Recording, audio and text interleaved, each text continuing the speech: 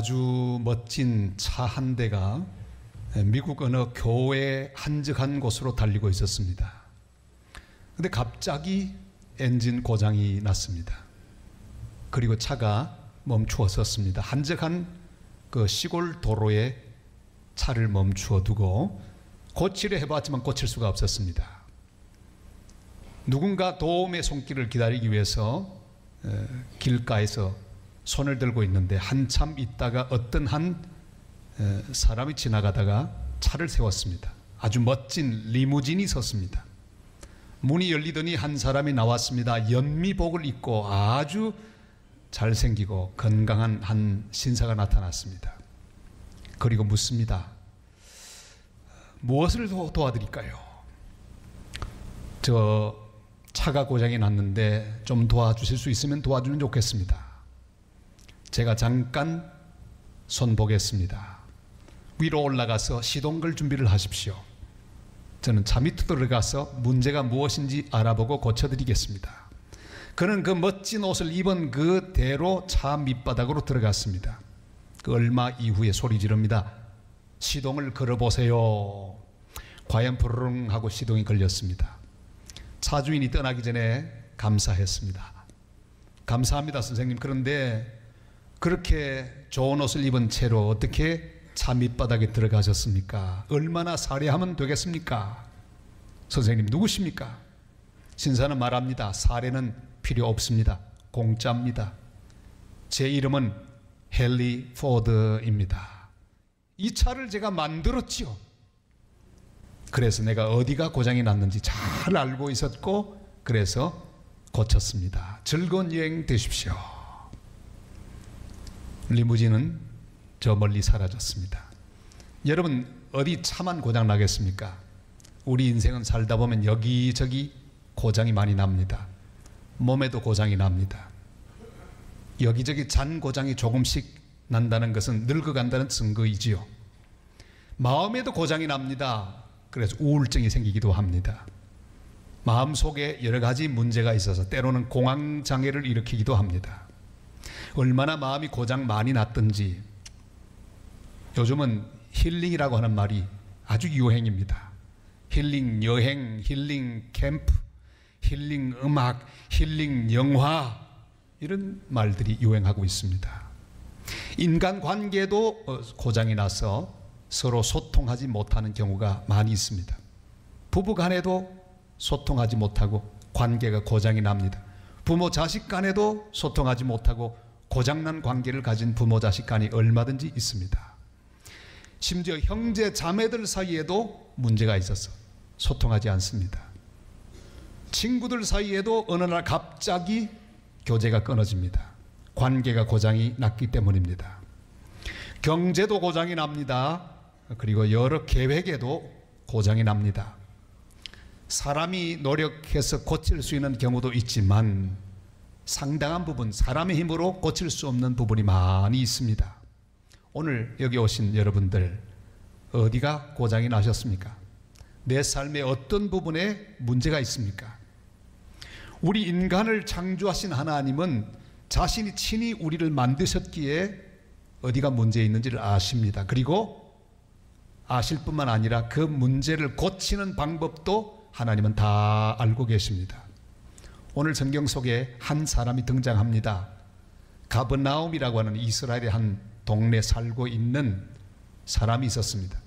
그에게 종이 있었습니다. 그런데 그 종이 그만 중풍병으로 괴로워하며 움직이지 못하고 집에 누워 있었습니다. 종은 집안의 일을 해야 되는데 일꾼이 아파서 누워 있습니다. 그가 괴로웠지만 주인도 더 괴로웠습니다. 온 식구들이 함께 고통을 당합니다. 집안일이 엉망이 되었습니다. 종 한 사람의 문제가 아니라 집안 전체 문제가 되었습니다. 그래서 이 주인은 마침 자기 마을에 머물러 계시는 나사렛 예수 그리스도 그분을 찾아가기로 마음을 먹었습니다. 그리고 요청합니다.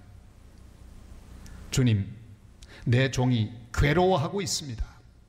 병들었기 때문입니다. 한번 그 정황을 5절 6절에서 한번 읽어보겠습니다. 다 같이 읽겠습니다. 예수께서 가버나움에 들어가시니 한 백부장이 나와 간구하여 이르되 주여 내 하인이 중풍병으로 집에 누워 몹시 괴로워하나이다. 아멘. 한 백부장이라 그랬습니다. 부하를 100명 거느리는 꽤 권세 있는 사람입니다. 고칠 수 있는 비결이 있습니다. 그것은 먼저 고칠 수 있는 능력을 가진 사람에게 찾아가야 합니다. 몸에 병이 났을 때는 그 부분에 전문적인 지식과 기술을 가지고 있는 의사에게 찾아가야 합니다. 그래 고칩니다. 법적인 문제가 있을 때는 법률 전문가를 찾아가야 합니다. 그래야 해결할 수 있습니다. 그러나 아무리 전문가라도 다 고치는 것은 아닙니다. 의사가 뭐 병을 다 고치나요? 의사가 고칠 수 없는 병이 너무너무 많이 있습니다. 사람이 할 수 없는 일이 너무 많이 있는 것을 우리는 알고 있습니다. 그래서 우리는 우리를 지으시고 우리의 모든 문제를 아시고 또 그 모든 문제를 고칠 능력이 있는 하나님 앞으로 찾아가야 합니다. 이사야 95장 1절로 3절이 이렇게 우리에게 말씀하죠. 다 같이요. 오라 우리가 여호와께 노래하며 우리의 구원의 반석을 향하여 즐거이 외치자. 우리가 감사함으로 그 앞에 나가며 시를 지어 즐거이 그를 노래하자. 여호와는 크신 하나님이시요 모든 신들보다 크신 왕이시기 때문이로다. 아멘. 우리 하나님께로 나가야 합니다. 우리를 아시는 분에게 나가야 합니다. 구원의 반석, 내 모든 것들을 해결할 수 있는 능력이 있는 그분께 나가야 합니다. 저에게는 어릴 때부터 별명이 몇 가지 있었습니다. 초등학교를 다닐 때는 제가 아주 구수하게 친구들에게 이야기를 너무 잘해서 이야기 할배라 하는 별명을 가지고 있었습니다. 선생님이 수업 하루 1시간 빠뜨리는 날이 있으면 우리 친구들이 다 저를 불렀습니다. 할배 나와서 이야기 한 자리 해라. 제가 나와서 이야기를 합니다. 주일학교 다녔기 때문에 교회에서 선생님에게 들은 이야기를 또 각색해가지고 더 재밌게 그렇게 풀어내면 아이들이 침을 질질 흘리고 들었습니다. 좀 더 잘한 다음에는 목사라는 별명이 있었습니다. 그 별명은 진짜 제 일생 동안 살아가는 또 직이 되고 말았습니다. 여러 가지 별명이 있는데 집 안에서도 별명이 있습니다. 제 별명이 뭔지 아십니까? 이 사진을 보면 답이 나옵니다.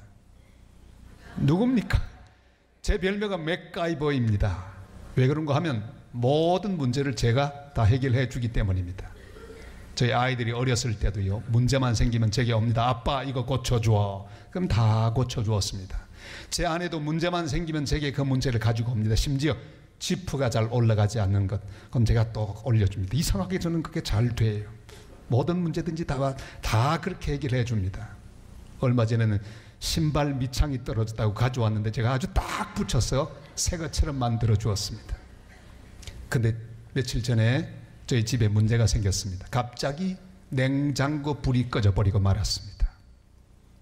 고쳐달라고 하는데 제 능력은 거기까지.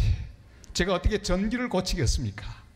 내일 아침이 되면 전문 기술자를 부르자 하고 있는데 그래도 혹시나 하고 차단기에 가서 차단기를 이렇게 저렇게 만졌더니 툭 하고 불이 왔습니다. 여러분, 사람은 할 수 있는 것보다 하지 못하는 부분이 더 많이 있는 것을 우리는 다 알고 있습니다. 제한적인 힘과 능력을 가지고 있습니다. 그래서 우리는 예수 그리스도 모든 것을 아시고 모든 것을 하시는 그분에게 찾아가서 고쳐주소서 하고 간구해야 합니다. 사람이 할 수 없는 것을 하나님께 구해야 합니다.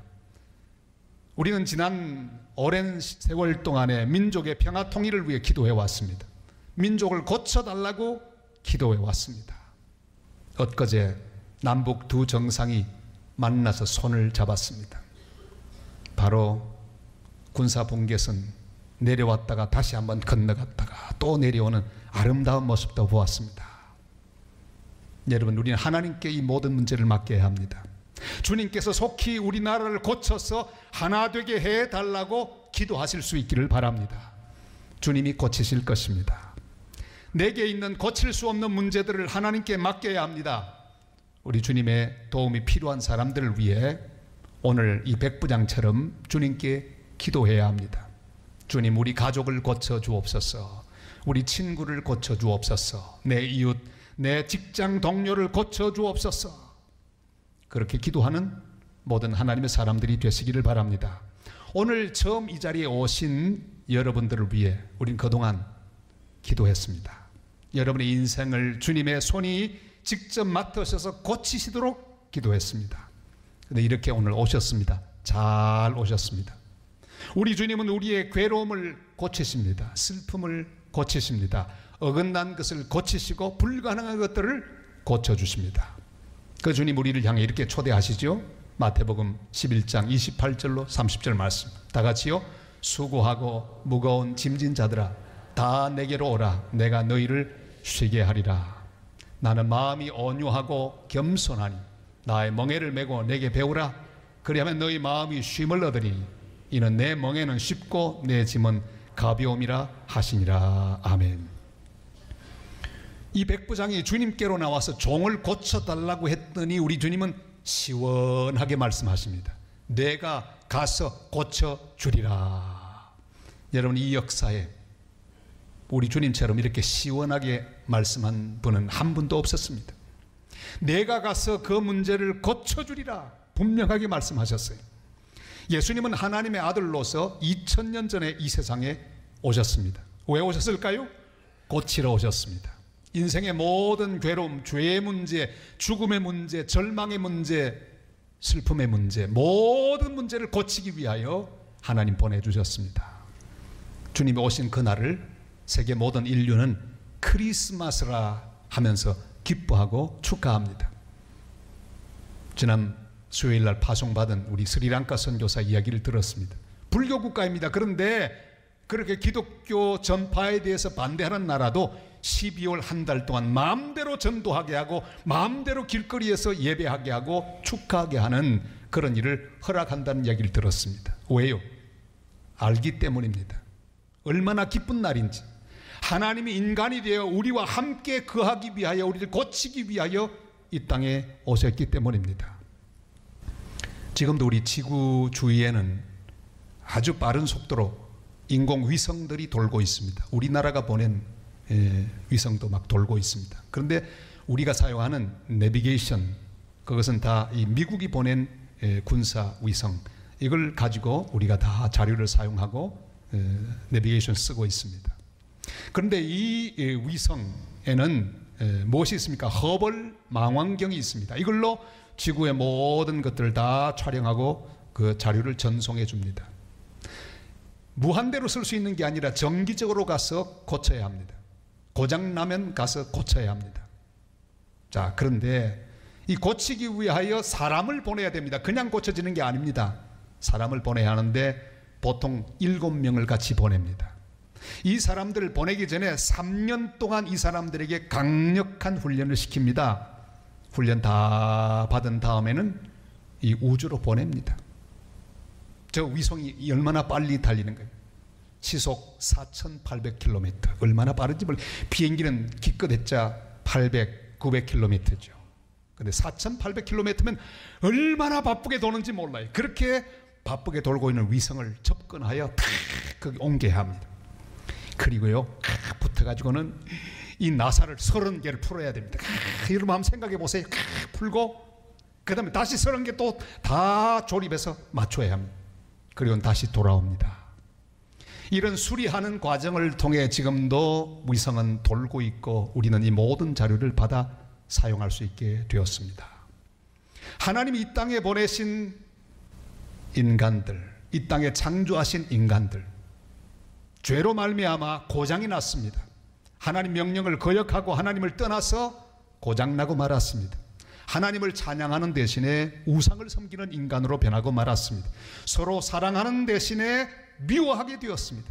서로 돕고 나누고 살라고 만드셨는데 서로 미워하고 뺏고 전쟁하는 그런 인간으로 고장나고 말았습니다.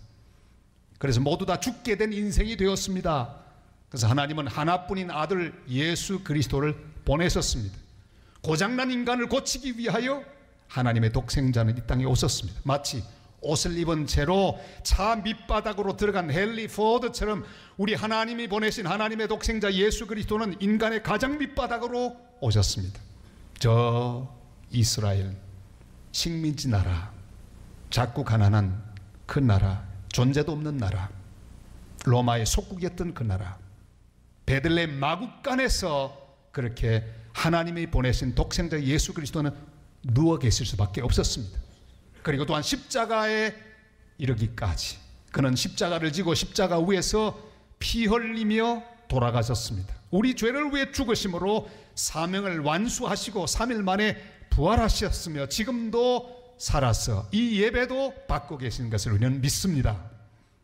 예수님은 오셔서 우리를 고쳐주시는 분이십니다. 성경에는 와서 고치는 이야기가 가득 차 있습니다. 수가성 우물가에 있던 왕따, 행실 나빴던 사마리아 여인을 주님이 찾아오셔서 고쳐주었습니다. 그를 새롭게 해주었습니다. 돈밖에 모르는 세리 삭개오, 여리고성의 왕따, 그를 또 찾아가셔서 고쳐주셨습니다.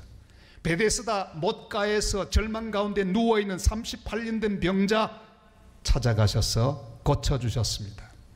오늘도 우리 주님은 우리를 찾아오십니다.